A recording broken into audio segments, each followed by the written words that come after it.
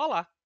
Dando continuidade à disciplina de microbiologia, vamos entender alguns dos mecanismos que podem limitar o crescimento de um microorganismo, em especial uma bactéria, ou aqueles crescimentos que podem induzir a um amplo crescimento desses microorganismos.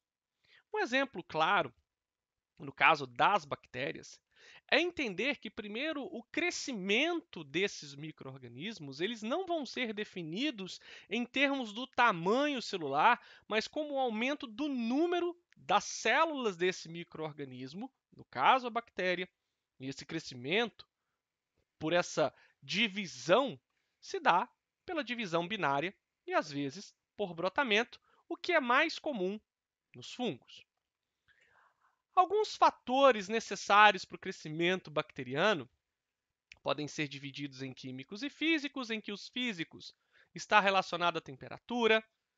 Algumas bactérias crescem próximo ao ponto de congelamento, outras em águas termais, outras em áreas onde a temperatura do ambiente passa dos 60 graus. O percentual de hidrogênio, o pH, algumas em pH mais ácidos, outras em pH neutro, outras em pH alcalino. A pressão osmótica, ou até mesmo a atmosfera gasosa, e sabemos que existem bactérias que vivem em algumas faixas limítrofes da nossa atmosfera. Alguns componentes químicos que podem permitir, auxiliar ou retardar ou inibir o crescimento de micro-organismos pode ser o carbono, a demanda de nitrogênio, a demanda de enxofre e fósforo e alguns outros oligoelementos em que essa palavra oligo quer dizer pouco. Daí o termo elementos traço. Nesse sentido, para exemplificar o conceito dos fatores físicos que podem estar relacionados ao crescimento das bactérias, temos os micro-organismos psicrófilos, mesófilos, termófilos, hipertermófilos ou outro hipertermófilo numa escala maior.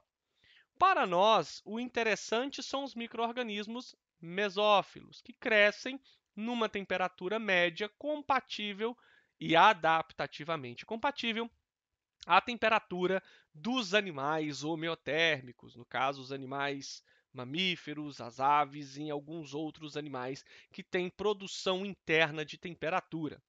Os organismos psicrófilos crescem em temperatura muito baixa, os termófilos acima de 50 graus, numa faixa ótima de 60, os hipertermófilos, por exemplo, de grau 1 a 88 graus, como temperatura ótima, e já os psicrófilos, que são um extremo baixo da temperatura, possuem o extremo oposto de um hipertermófilo, que vai crescer em uma temperatura acima do ponto de ebulição e de evaporação da água a cerca de 106 graus.